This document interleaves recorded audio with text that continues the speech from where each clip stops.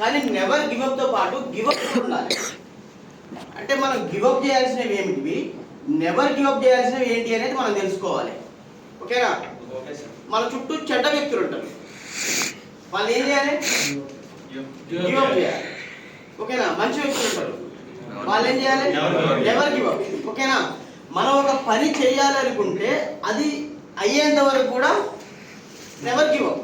అంటే you are using never give up until you will get success. ఓకేనా? Never give up until you will get success. And also give up someone, give up something until you will get success. అర్థమైందా point? So కొన్ని వదలాలి, కొన్ని పట్టుకోవాలి. So మనం పట్టుకునే మన గెలుపుకి సపోర్ట్ కావాలి, మనం వదిలేసేవి మన గెలుపుకి అడ్డంకులై ఉండాలి. So never give up and give up, this is the most important point to us. అంటే మనందరికీ లైఫ్లో ఉపయోగపడేది. ఎందుకంటే మన చుట్టూ ఉన్నోళ్ళు మనతో మంచిగా మాట్లాడతారు, బ్యాక్ ఏం చేస్తారు? Create some rumours. అవునా కదా? సరే గుంతలు తవ్వుతారా, ఇంకేం తవ్వుతారా తర్వాత సంగతి, కానీ మన గురించి మనమే తప్పుగా మాట్లాడుకుంటారు. అవునా? సో అలాంటి వాళ్ళు ఎప్పటికైనా డేంజరే. సో అందుకని give up, never give up until you will get success. విజయం సాధించే వరకు కొన్ని వదలాలి, కొన్ని పట్టుకోవాలి, అప్పుడే మనం విజయం సాధిస్తాం.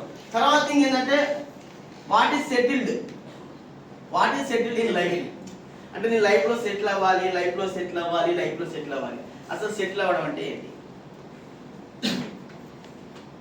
ఏమన్నా ఆనందంగా ఉంటాం, ఫైనాన్షియల్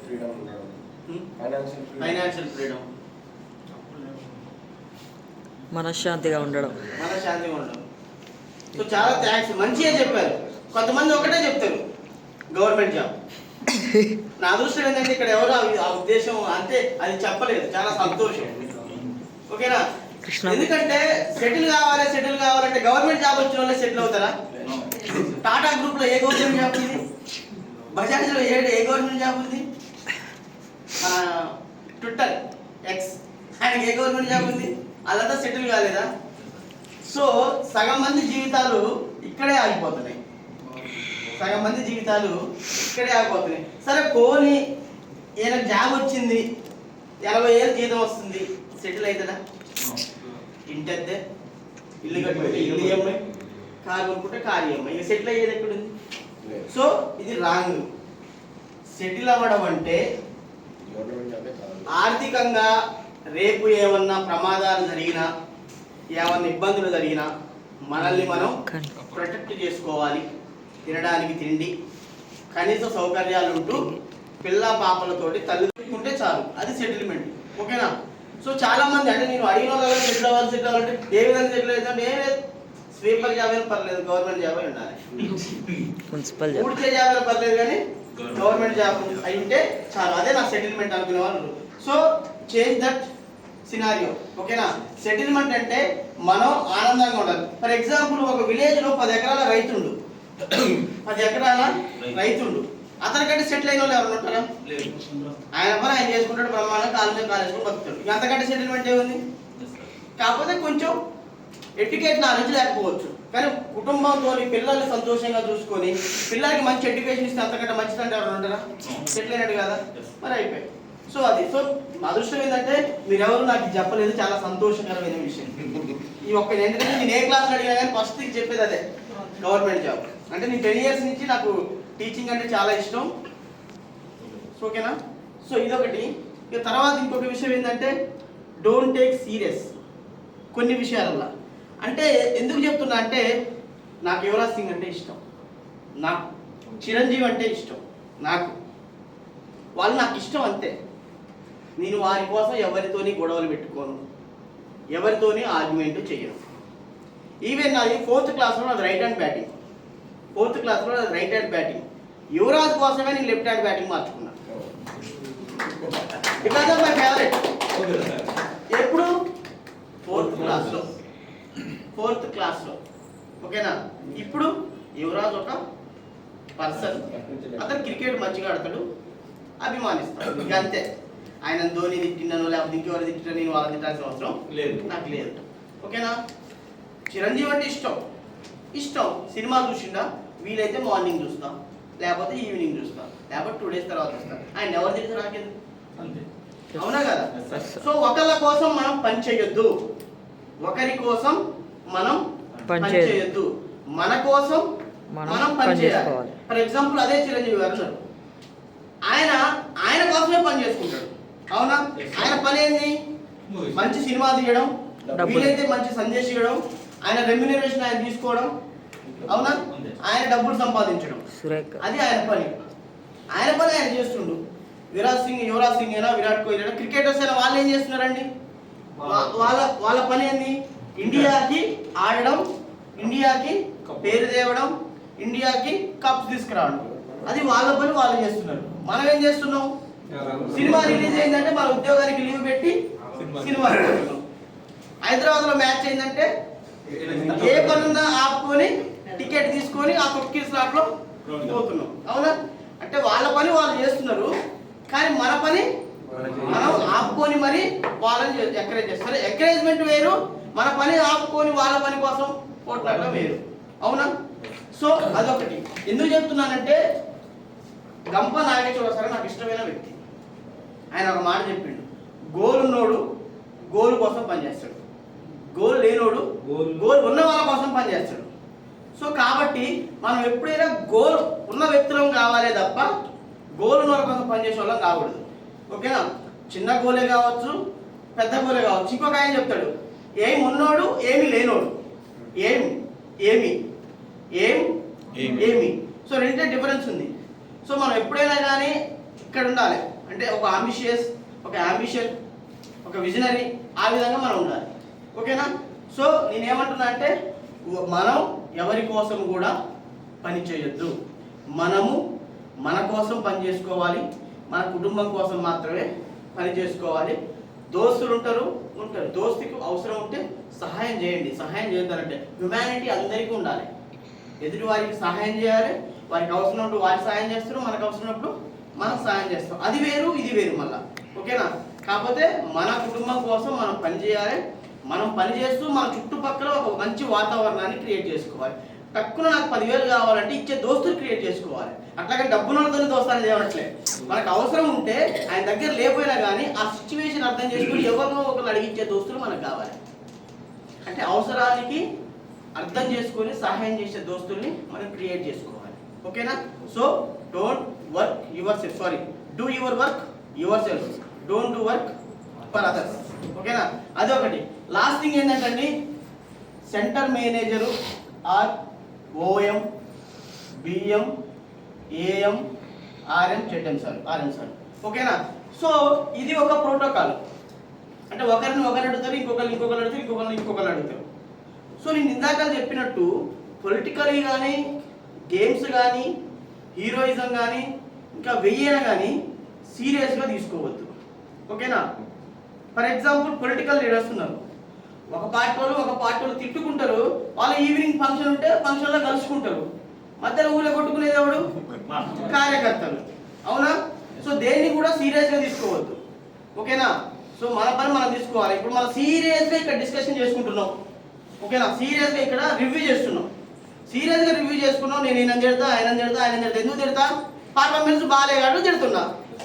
దాని సార్ నన్ను తిట్టిండు అనుకుంటే ఎవరికి నష్టం? నాకైతే గుర్తుండదు. నాకైతే నేను బాలాజీ అన్న, కృష్ణ అన్న, నాకైతే గుర్తుండదు ఏమన్నా అనేది. ఎందుకంటే నేను అప్పటి వరకు మాత్రమే ఆలోచిస్తాను. ఆయన పని చేయలేదు, నాకు రిజల్ట్ తీసుకురాలేదు, కాబట్టి నేను ఆయన అన్నా గంతే. దీని తర్వాత ఆయన గురించి ఆలోచించా. కృష్ణ మంచి సెంట్రల్ మేనేజర్, బాలాజీ మంచి బ్రాంచ్ మేనేజర్, గదే తెలుసు నాకు.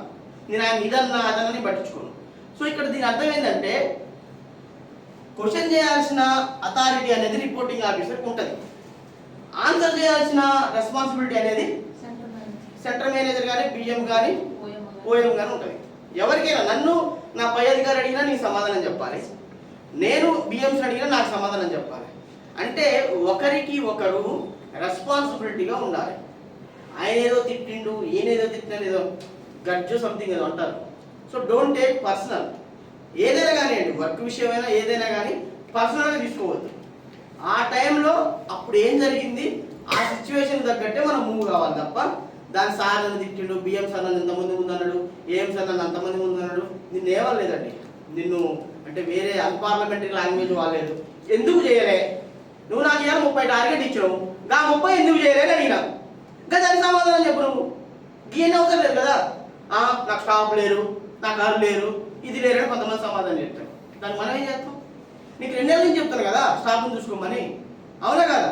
సో అంటే ఏమంటే ఒక కాంట్రవర్సీ అయ్యే సమాధానాన్ని చెప్పొద్దు. అవును సార్ ఈరోజు నేను చేయలేకపోయినా, sorry for that, definitely tomorrow will cover up. అంటే ఈ రోజుది రేపటిది కూడా నేను కవర్ చేస్తాను సార్. ఒకవేళ రేపు ఏమైనా కవర్ చేయలేకపోతే next day end of the week మీరు నాకు ఈ వారం 30 ఇచ్చారో నేను 30 చేసుకుంటాను, 40 ఇచ్చారా 40 చేసుకుంటాను, కానీ నా పని నేను చేసుకుంటాను. అది ఒక పాజిటివ్ రెస్పాన్స్. ఏం సార్ చేయలేదు, ఏం చేయను, సావనా చెప్పండి. అంటే కస్టమర్స్ అనే డైలాగ్ కూడా ఇదే, లేవు సార్ డబ్బులు, ఏం చేయను, సావమంటారా అన్నరా? ఇన్నరా లేదా? చాలా అయినా నేనైతే, ఓకేనా? సో అది కాదు, ఓకేనా? సో ప్రాపర్ రెస్పాన్స్ అనేది ఉండాలి సార్. కస్టమర్స్ అంటే పాపం వాళ్ళకి తెలియదు, కానీ మనందరం కూడా వెల్ ఎడ్యుకేటెడ్, అన్ని ఫిల్టర్ అయ్యి ఇక్కడికి వచ్చినాం. ఒక హైయర్ అథారిటీతో ఏ విధంగా మాట్లాడాలో తెలియకపోతే అతను ఆ ఉద్యోగం చేయడమే ఇష్టం. ఈవెన్ నేనైనా, బిఎంలైనా, సీఎంలైనా, ఎవరైనా మనం ప్రాపర్ రెస్పాన్స్ అనేది ఇవ్వాలి. ఇప్పుడు మన తల్లిదండ్రులు ఉన్నారు, మనం తప్పు చేసి తిట్టరా? తిడతారు కదా. మరి మన అన్నదమ్ములు ఉన్నారు, తప్పు చేసి తిట్టరా? తిడతారు కదా.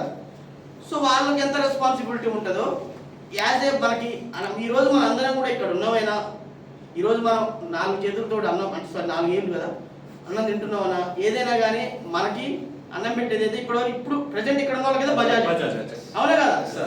సో మనకి ఒక ఏమంటుందండి, ఒక ఉపాధి కల్పిస్తున్నప్పుడు వారికి కావాల్సింది మనం ఇవ్వాల్సిన బాధ్యత మనది, అంతే. ఒకరోజు ఇవ్వకపోవచ్చు, ఒకరోజు ఇవ్వచ్చు. అంతిమంగా మన టార్గెట్ మంత్లీ టార్గెట్ కాబట్టి మంత్లీ టార్గెట్ ఖచ్చితంగా అచీవ్ కావాలి. సో మన రిపోర్టింగ్ ఆఫీసర్ అడుగుతాడు, సీరియస్గా మాట్లాడతాడు, సమాధానం చెప్పాలి. ప్రాపర్ మనం ఒక విషయం, ఒక మీటింగ్ పెట్టుకున్నాం అంటే గొడవ కావద్దు. గొడవ మీన్స్ కొట్టుకోవడం, అంటే గొడవ అంటే కొట్టుకోవడమే కాదు, ఒక కాంట్రవర్సీ అనేది రావద్దు. ఎస్ అడిగాడు, చెప్పారు, బస్ సరిపోయింది, అంతే. ఇక నువ్వు ఒకటి నేను ఒకటనా అవన్నీ అవసరం లేదు కదా. సో ఎందుకంటే మీ బిఎంస్ మిమ్మల్ని అడుగుతారు కాబట్టి వారికి సమాధానం అనేది ప్రాపర్గా చెప్పాలి. సారీ సార్ ఈరోజు ఇంకా ఆయన అడగడానికి ముందు నువ్వే చెప్పు. నువ్వు లాగిన్లు చేస్తున్నావు, అరేంది ఇవాళ నీ బ్యాడ్ లక్ 10 లాగిన్లు చేసినావు, 10 రిజెక్ట్ అయినాయి. ఆయన అడగడానికంటే ముందు నువ్వే చెప్పు. సార్ సారీ, ఒక మెసేజ్ చేయి, ఫోన్ చేయి మాకు, సారీ సార్ ఈరోజు నేను 10 లాగిన్లు చేసిన, మీరు ఇచ్చే టార్గెట్ కంప్లీట్ చేయలేకపోయినా రేపు ఖచ్చితంగా చేస్తా సార్, దయచేసి ఒక్కరోజు నన్ను ఎక్స్క్యూజ్ చేయండి. రేపు ఈరోజు 3 సీజీటీలు, రేపు 3 సీజీటీలు, ఖచ్చితంగా ఆ సీజీలు చేస్తాను చెప్పండి. తర్వాత నిన్నే అన్నట్టుగా నువ్వే ముందే చెప్పినాక ఇంక నిన్నే పడతాడు. నాకు అట్లా చేస్తే ఎవరు అడగరు నాకు తెలిసి, అవునా కదా? నువ్వే నీ తప్పు తెలుసుకొని నువ్వే ముందు అతన్ని అప్రోచ్ అయినావు అంటే అతను నిన్ను అడగడు, సరే ఓకే రేపు మంచిగా చేసుకో, అంతే. అదే నువ్వు చెప్పకుండా 8 దాకా రిపోర్ట్ అని బియ్యం అడిగినాక అప్పుడు ఇలా చేయలేదు సార్ అంటే ఎవరికైనా కోపం వస్తుంది, వస్తుందా రాదా? సో అదొకటండి. సో నేను చెప్పింది ఏంది, never give up, don't take personal. Politics అయినా, క్రికెటర్స్ అయినా, సినిమా వాళ్ళైనా, వర్క్ విషయంలో కానీ దేన్ని కూడా ఏమంటుందని సీరియస్గా తీసుకోకండి. ప్రతి ఒక్కళ్ళు బాగానే ఉంటారు, ప్రతి ఒక్కళ్ళు కూడా బాగానే ఉంటారు. ఎవరైతే దాన్ని సీరియస్గా తీసుకొని ఇబ్బంది పడతారో వాళ్ళకే ఇబ్బంది అవుతుంది, ఓకేనా? ఫ్లెక్సీలు కడతారు, కింద పడతారు, చనిపోతారు. ఎవరంటే దానికి రెస్పాన్సిబిలిటీ? ఎవరన్నా వాళ్ళ ఫ్యామిలీకి ఎవరు? మా అంటే ఏదో 5 లక్షలు 10 లక్షలు ఇస్తారు, అనౌన్స్ చేస్తారు. 10 లక్షలు అయితే వచ్చిన పలానా వస్తుందా? ఒక చిన్న పాప అనుకున్నావు, ఎల్కేజీ పిల్లగాడు అనుకున్నావు, తండ్రి వస్తాడా? 60 సంవత్సరాల భవిష్యత్తు, తండ్రి వస్తాడా? రాడు కదా. మనకు అంత అవసరం ఏంది? ఫ్లెక్సీలు కట్టాలి, థియేటర్లు కట్టుకుంటారు, ఫ్లెక్సీలు అయిపో సినిమాలు చూడరా. అలాగని సినిమాకి అయితే వ్యతిరేకం కాదండి, హరిహర వీరప్పని ఫస్ట్ రోజు చూసిన, సినిమాకి వ్యతిరేకం కాదు నేను. కాకపోతే మన పని మనం చేసుకోవాలి. మనం సినిమా బ్యానర్లు కట్టాల్సిన అవసరం అయితే మనకు లేదు. నా ఉద్దేశం, నా పని అయితే అది కాదు, మీ పని కూడా అది కాదు, ఓకేనా? సినిమా థియేటర్లు కట్టుకుంటారు, లేకపోతే లేదు, ఓకేనా? సో అదండి. సో ఇప్పుడు ఇది కూడా మన ఎవరు సినిమా హీరో ఫ్యాన్స్ ఉంటే మనకి సీరియస్గా తీసుకోకండి, ఓకేనా? ఎందుకంటే మనకు అవసరం లేదండి, ఎవరి పని వాళ్ళు చేసుకోవాలి, ఓకేనా? ఎవరి పని వాళ్ళు చేసుకో. సినిమా చూడడం తప్పలేదు, ప్రెషర్ ఫీల్ అవుతున్నాం అనుకుందాం, బాగా స్ట్రెస్ ఎక్కువ అవుతుంది, కొంచెం ఆనందం కోసం ఫ్యామిలీ తీసుకెళ్తే కొంచెం ఆనందపడతారు. మా ఆయన సినిమాకి తీసుకొచ్చిన భార్య ఆనందపడుతుంది, అయ్యో మా డాడీ బయట తీసుకొచ్చిన పిల్లలు ఆనందపడతారు, మనకు కూడా కొంచెం స్ట్రెస్ ఫీల్ అవుతాం, కొంచెం రిలీఫ్ అవుతాం. సో అట్లా సినిమాలు చూడద్దనట్లే, కానీ మనం చేయాల్సిన పని మాత్రం మనం చేయండి. ఓకేనా? సో లాస్ట్ అండి, ఇక నేను ఎక్కువ చెప్పను. మనం ఇక వర్క్ విషయానికి వచ్చేసరికి ఫస్ట్ థింగ్ ఏంటంటే అండి, చాలామంది ప్రాపర్గా ప్రొఫెషనల్గా ఉండటం లేదు. సో అది చాలా తప్పు. ఓకేనా? సరే మీరు జీన్స్ ప్యాంట్ వేసుకుంటారా, వేసుకోండి. కొంతమందికి జీన్స్ ప్యాంటే అలవాటు ఉంటుంది, నో ఇష్యూ. బట్ ఇన్షర్ట్ వేసుకొని జేబులో ఒక 2 పెన్నులు పెట్టుకోండి. నేనైతే మొన్న 3 బ్రాంచ్లకు పెన్నులు ఇచ్చిన. అంటే ఎవరైతే 120 ASP చేశారో నా సొంత ఖర్చుతో నేను వాళ్ళకి ASP ఒక షీల్డ్ అని ఒక పెన్ను ఇచ్చిన. నేను చెప్తున్నా, పెన్ను డైరీ మెయింటైన్ చేయండి, పెన్ను డైరీ మెయింటైన్ చేయండి అంటే బ్యాగ్లో కూడా ఇచ్చినాం. ఒక బ్యాగ్లో ఒక పెన్ను ఒక డైరీ వేసుకోవడం తప్పే ఉంది, అవునా కదా? So be a professional. మన సంతకం పెట్టాలంటే అమ్మ పెన్నుందా, పెన్నుందా? మనం ఒకరు అడగాలి, మనం ఒకరు అడగొద్దు. మనల్ని ఒకరు పెన్ను ఇవ్వండి అని అడగాలి, కానీ మనం ఒకరు అడగదు. ఎందుకంటే మనం Bajaj employees, we are a professional employees, we are all working in professional company. ఓకేనా? మనం కార్పొరేట్లో పనిచేస్తున్నప్పుడు కార్పొరేట్ లెక్కనే ఉండాలి. ఓకేనా? సో ప్రొఫెషనల్గా ఉండండి, షూస్ వేసుకోండి, ఇన్షర్ట్ వేసుకోండి, ప్రాపర్గా పెన్ను మెయింటైన్ చేయండి, ఒక డైరీ మెయింటైన్ చేయండి. మొన్న నన్ను ఒక సెంటర్ మేనేజర్ అడిగిండు, సార్ గ్రూప్లో యాడ్ చేస్తున్నాం కానీ మరి ఆ గ్రూప్లో యాడ్ ఉంటాయి సార్ అని. అంటే యాడింగ్ కస్టమర్ చేస్తారు కదా, యాడింగ్ కస్టమర్ చేసినప్పుడు ఆ గ్రూప్ ఎవరెవరు ఏ గ్రూప్ ఎట్లా తెలవాలి సార్ అంటే నేనే చెప్పాను, ఎవరు తెలవాలి అంటే అతనికి గ్రూపులు ఎట్లా ఉంటాయో తెలియదు, నెక్స్ట్ ఆ గ్రూపులు ఎట్లా యాడ్ చేసుకోవాలి తెలియదు. కనీసం ఆ రోజు లాగిన్ చేసినప్పుడు డైరీలో రాసుకుంటే అదే తెలుస్తుంది కదా, చేసుకోండి. ఓకేనా? సో ప్రతిదీ మెయింటైన్ చేయండి. ఇప్పుడు ఫర్ ఎగ్జాంపుల్ ఈ బుక్ ఉంది, ఇందులో 100 పేజీలు ఉన్నాయి, 3 నెలలు రాదా? రోజుకి 1 పేజీ కూడా కాదు, 2 పేజీలు కూడా ఉంటుంది, అర పేజే బట్టి. డిసెంబర్లో తీసుకున్నాను నేను ఈ బుక్, ఇప్పటికీ స్టిల్ వాడుతున్నాను. ఈ రోజు నేను పలానా విలేజ్కి వెళ్ళిన 10 లాగిన్లు చేసిన, 4 ఫెయిల్ అయినాయి, 4 పాస్ అయినాయి. ఆ పాస్ అయిన వాళ్ళు ఎవరు, డిఐ ఇచ్చినవా లేదా? మెయింటైన్ చేస్తే మీకే యూజ్ అవుతుంది కదా కలెక్షన్ అప్పుడు.